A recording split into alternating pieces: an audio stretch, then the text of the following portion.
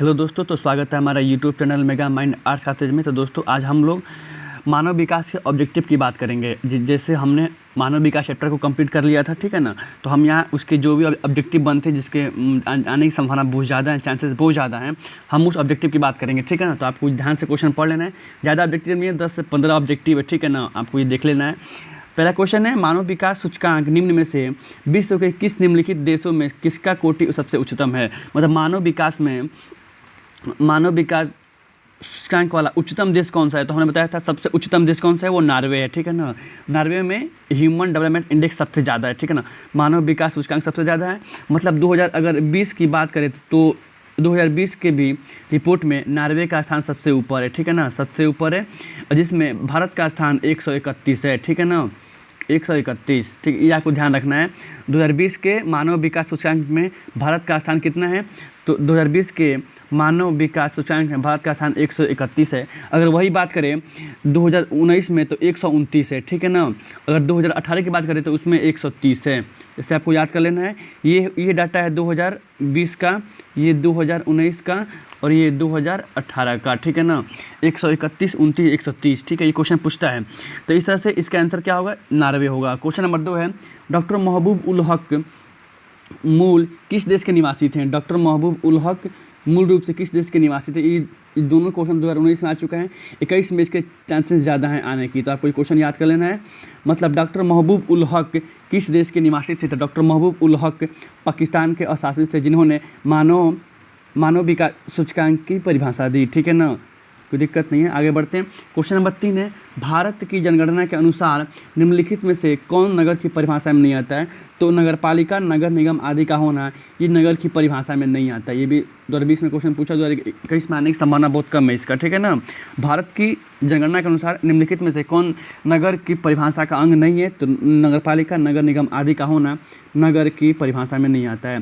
Question number 4 है, निम्नलिखित में से कौन सा विकास का सर्वोत्तम वर्णन करता है। मतलब निम्नलिखित में से कौन सा मानव के विकास का सर्वोत्तम वर्णन करता है। तो गुण में धनात्मक परिवर्तन, ये हमने बताया था मानव विकास के चैप्टर में कि मानव विकास के सबसे अधिक वर्णन कौन करता है। तो गुण में, मानव विकास के गुण में अगर धनात्मक वृद्धि हो रही हो तो ये मानव विकास के गुण का मतलब उसका सर्वोत्तम वर्णन करता है। इस तरह से क्वेश्चन नंबर 4 का answer number question option B होगा, ठीक है ना, गुण में धनात्मक परिवर्तन। क्वेश्चन नंबर 5 है, मानव विकास सूचकांक 2005 में, अगर 2005 का यहाँ बात करें, 2005 का HDI 2005 में मानव विकास सूचकांक में विश्व में भारत की कौन सी रैंक थी। मतलब भारत का कौन सा स्थान था। तो 127वां स्थान था। ऑप्शन सी इसका आंसर होगा। मतलब 2005 की अगर बात करें तो 2005 में भारत का मानव विकास सूचकांक में 127 स्थान था। लेकिन अगर 2020 की बात करें तो 131 131 स्थान था, ठीक है ना। अगर वही 2019 की बात करें तो 2019 में भारत का स्थान 129 था, ठीक है ना। अगर 2018 की बात करें तो 2018 में मानव विकास सूचकांक में भारत का स्थान 130 था। इतने सारे क्वेश्चन आपको याद कर लेना है। क्वेश्चन है, विकासशील देशों की जनसंख्या के सामाजिक ढांचे के विकास एवं आवश्यकताओं की पूर्ति में कौन से प्रकार के संसाधन सहायक होते हैं। तो ये होते हैं प्राकृतिक संसाधन, है ना। विकासशील देशों की जनसंख्या में, उनके विकास में सबसे अधिक संसाधन जो सहायक होता है वो होता है नेचुरल, ठीक है ना। प्राकृतिक संसाधन उसमें शामिल होते हैं, ठीक है ना, सहायक होते हैं। क्वेश्चन नंबर 7 है, निम्नलिखित में से कौन सा देश विकासशील है। अगर विकासशील की बात करें तो वो है नाइजीरिया। नाइजीरिया एक विकासशील देश की श्रेणी में आता है। बाकी 3 ये विकसित देश की श्रेणी में। भारत भी विकसित देश की श्रेणी में है, ठीक है ना, विकासशील देश की श्रेणी में है। तो आपको ध्यान रखना है, विकासशील देश की श्रेणी में कौन है, तो नाइजीरिया है, ठीक है ना। क्वेश्चन नंबर 8 है, क्वेश्चन नंबर 8 देख लेते हैं। क्वेश्चन नंबर 8, निम्नलिखित विद्वानों में से किसने मानव विकास सूचकांक निर्मित किया। मतलब मानव विकास सूचकांक को निर्मित किसने किया था। तो वो थे डॉक्टर महबूब उल हक। डॉक्टर महबूब उल हक के द्वारा 1990 में मानव विकास सूचकांक को प्रतिपादित किया गया, ठीक है ना। जो किस देश के थे, तो पाकिस्तान के थे। और 1990 से ही मानव विकास सूचकांक रिपोर्ट जारी किया जाता है। ये भी क्वेश्चन पूछा हुआ है, मानव विकास सूचकांक रिपोर्ट किस वर्ष से जारी किया जाता है। तो 1990 में, ठीक है ना। सबसे पहले 1990 में ही मानव विकास सूचकांक का प्रतिपादन डॉक्टर महबूब उल हक के द्वारा किया गया था। ये भी क्वेश्चन पूछा हुआ है कि मानव विकास सूचकांक का प्रतिपादन किस वर्ष किया गया था, तो 1919, ठीक है ना, 1990 में किया गया था। किसने किया था, डॉक्टर महबूब उल हक के द्वारा किया गया था। किस देश के ये नागरिक थे, तो ये नागरिक थे पाकिस्तान के, ठीक है ना।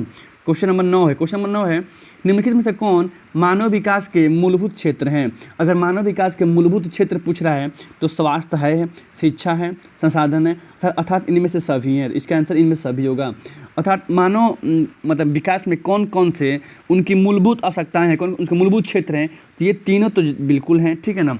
अगर स्तंभ की बात करें, ठीक है ना, कहेगा मानव विकास के 4 स्तंभ कौन कौन से हैं, और यहाँ देख लेते हैं। अगर कहेगा मानव विकास के 4 स्तंभ कौन कौन से, तो आपको बताना है समता। मानव विकास के 4 स्तंभ में पहला है समता, समता मतलब इक्विटी। दूसरा है सतत पोषणीयता, सतत पोषणीयता, ठीक है ना, सतत पोषणीयता। अगर दूसरा बोले, तीसरा बोले तो तीसरा है उत्पादकता, उत्पादकता है तीसरा। चौथा बोलेगा तो चौथा है सशक्तिकरण, ठीक है ना। ये 4 मानव विकास के स्तंभ हैं। अगर मूलभूत मतलब इनके क्षेत्र कौन कौन से हैं, तो वो है स्वास्थ्य, शिक्षा और संसाधन, ये इनके मूलभूत क्षेत्र हैं, ठीक है ना। इस तरह से इसका आंसर क्या होगा, ऑप्शन डी होगा, ऑप्शन डी होगा। क्वेश्चन नंबर 10 देखते हैं। क्वेश्चन नंबर 10 है, निम्नलिखित में से, एक मिनट, निम्नलिखित में से मानव का स्तंभ कौन नहीं है, ठीक है ना। मानव विकास का कौन स्तंभ नहीं है, तो समानता बिल्कुल है, उत्पादकता बिल्कुल है, सततता पोषणीयता बिल्कुल है। इसके बाद यहाँ आना चाहिए सशक्तिकरण, लेकिन वो ये दिया है जनसंख्या, मतलब जनसंख्या नहीं है। ये क्वेश्चन VVI आपके एग्जाम में आने की संभावना ज़्यादा है। निम्नलिखित में से कौन मानव विकास का स्तंभ नहीं है, तो समानता बिल्कुल है, उत्पादकता बिल्कुल है, सतत पोषणीयता बिल्कुल है, जनसंख्या नहीं है। इसके स्थान पर होना चाहिए सशक्तिकरण, ठीक है ना।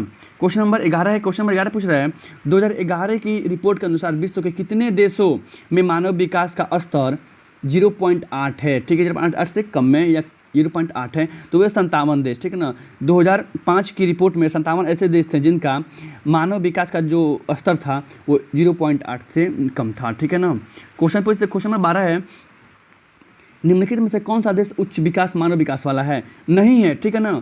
अगर नहीं की बात करें तो जापान नहीं है, ठीक है, नॉर्वे तो है ही है, आपको बताया था अभी, नॉर्वे है, अर्जेंटीना है, मिस्र भी है, ठीक है ना, लेकिन जापान नहीं है। जापान उच्च मानव विकास वाला देश नहीं है, और ये क्वेश्चन 2021 के एग्जाम में आने की संभावना, इसकी चांसेस बहुत ज़्यादा हैं, ठीक है, आपको ध्यान में रखना ये बात, ठीक है। क्वेश्चन नंबर 13 है, इनमें से कौन मानव विकास का स्तंभ है। अब देखिए, हमने बताया था अभी मानव विकास के 4 स्तंभ है, समता, सतत पोषणीयता, उत्पादकता और सशक्तिकरण, ठीक है ना।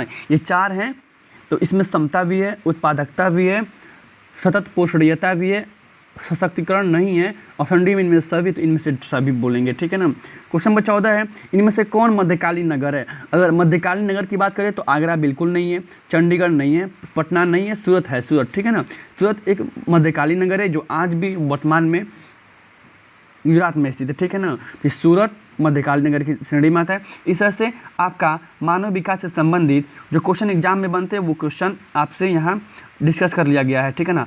आप अगर इसको और अधिक से अधिक मतलब चाहते हैं समझना कि मानव विकास वास्तव में होता क्या है, डॉक्टर महबूब उल के संदर्भ में मानव विकास की क्या परिभाषाएं थी, ठीक है ना। भारत के अमर्त्य सेन जो एक प्रसिद्ध अर्थशास्त्री हैं, ठीक है ना, विद्वान थे, उनके संदर्भ में मानव विकास की क्या परिभाषा है, तो आप प्लेलिस्ट में जाके, ठीक है ना, मानव भूगोल नहीं, मानव विकास एक चैप्टर है, आप मानव विकास चैप्टर को पढ़िए, ठीक है ना, वहाँ समझिएगा, वहाँ ये सारे डिस्कस आपको क्लियर कर दिए गए हैं, सारे ये क्वेश्चन, ठीक है ना, मानव विकास। इस तरह से आपका चैप्टर समाप्त होता है।